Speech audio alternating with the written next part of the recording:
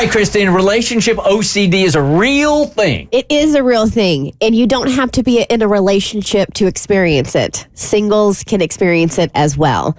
So I found this article from the New York Post absolutely fascinating, and I wanted to pass it along to you guys. So what is relationship OCD? Relationship OCD is when people are super anxious and worried that they haven't chosen the right partner when there's no real evidence that there's anything wrong with their relationship. And this is coming from Gemma Cribb from Equilibrium Psychology, and she's telling this to an Australian newspaper. She goes on to say they think, I don't want to make the wrong choice, so they create this big quandary for themselves. Should I leave? Should I stay?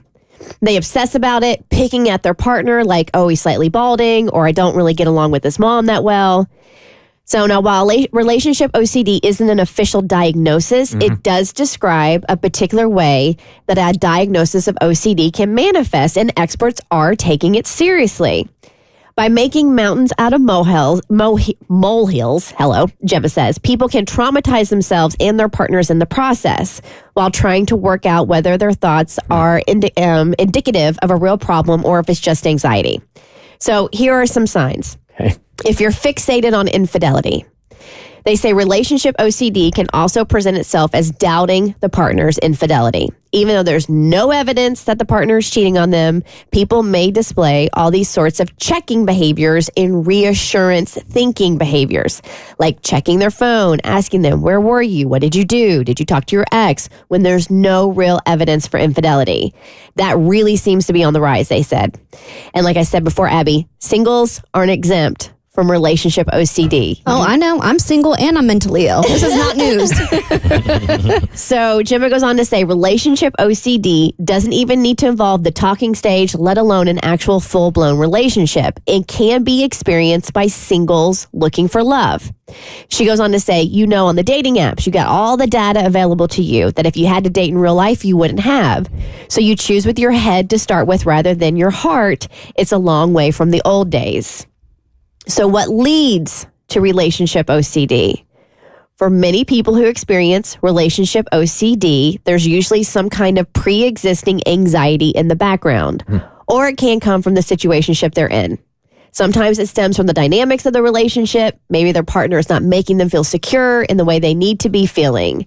But oftentimes, it's just a result. It's a result of just their way of being in the world and their intolerance of uncertainty.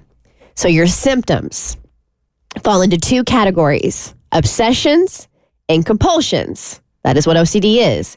Obsessions include doubts as to whether people truly love their partner or whether their partner is the one, fears about not truly loving or being attracted to their partner, fixation on negative aspects of their partner or relationship, concerns over harming their partner by choosing to stay with them. And then you have compulsions.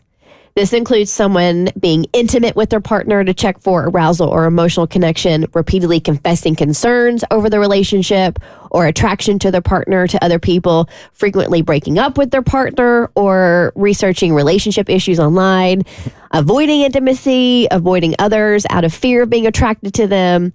And as far as the treatment goes, clinicians say cognitive behavior therapy, CBT. This is a goal-oriented type of talk therapy. It's been found to be highly effective. It's amazing anybody stays together forever, man. Seriously, when you consider, we're all screwed up in our own ways, right? Finding the person that can offset your baggage and vice versa, it's amazing anybody stays together to me.